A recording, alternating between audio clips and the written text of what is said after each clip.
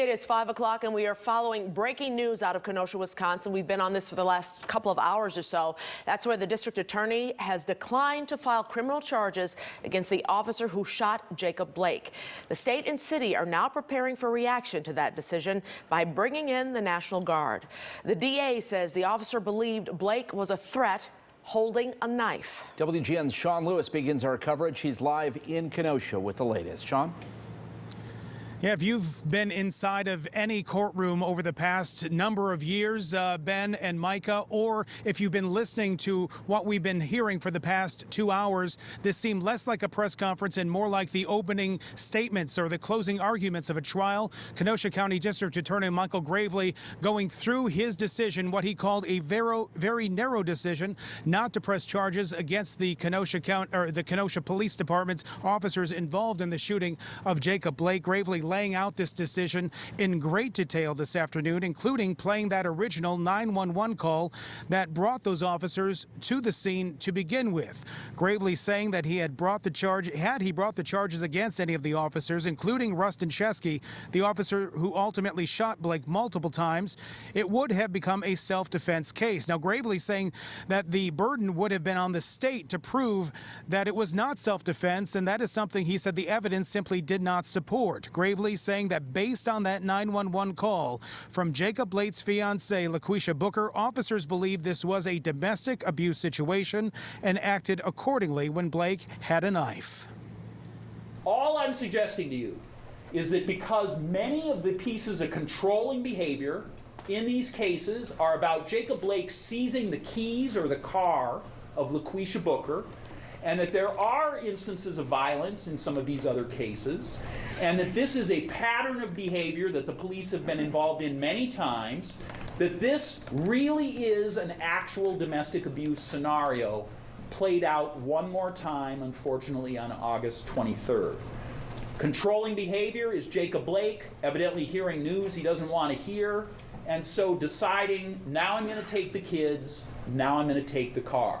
And LaQuisha Booker, powerless in that situation, going to the only place she believes that she will be able to get support, and that is law enforcement.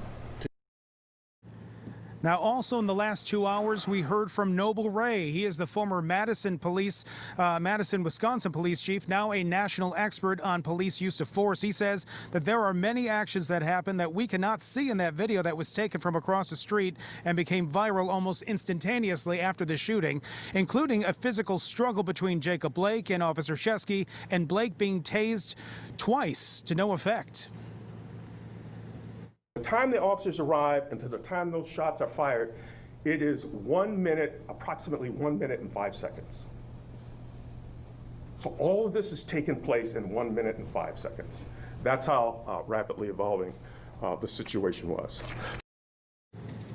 The district attorney saying that Noble Ray's input in this case was instrumental in coming to his decision not to press any charges. Of course, that also leaves open the question. This was a state case that they were deciding today. It still leaves open the possibility that there could be a federal investigation, possibly federal charges to come against these officers if the federal government gets involved. But for now, we'll send it back to you in Chicago.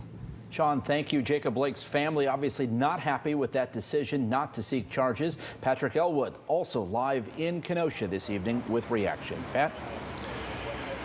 Ben, good evening to you, the family, some friends and supporters at large of the Blake family out here today, and just the essence of what they had to say, to what they had to convey in reaction to the district attorney's decision not to file charges against this officer. They say they are nothing less than devastated.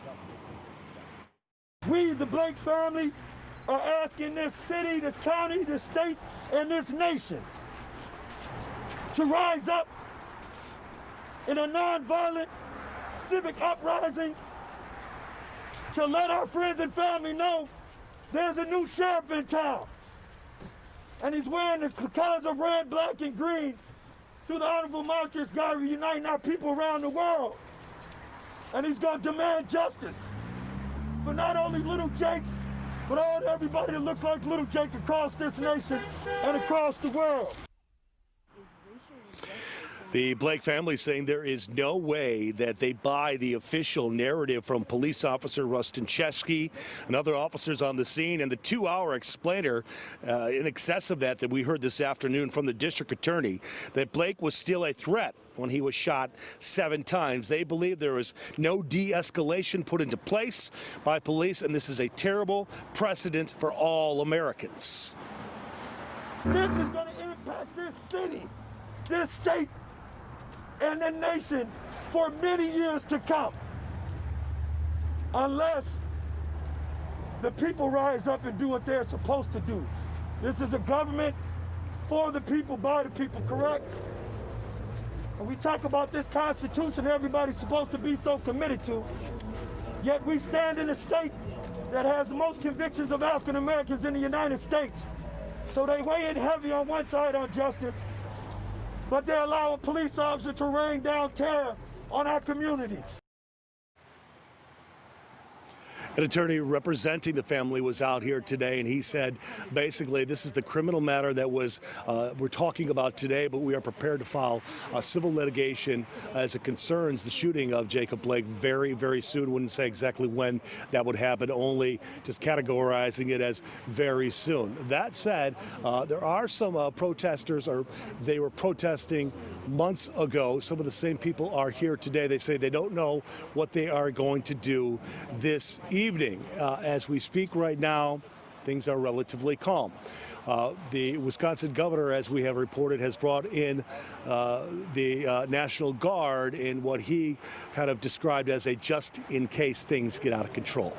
That's the situation for now in the 5 o'clock hour. We'll come back at 6 and give you the very latest. For now, I'm live in Kenosha. Patrick Elwood, WGN News. Micah and Ben, back to you in the studio.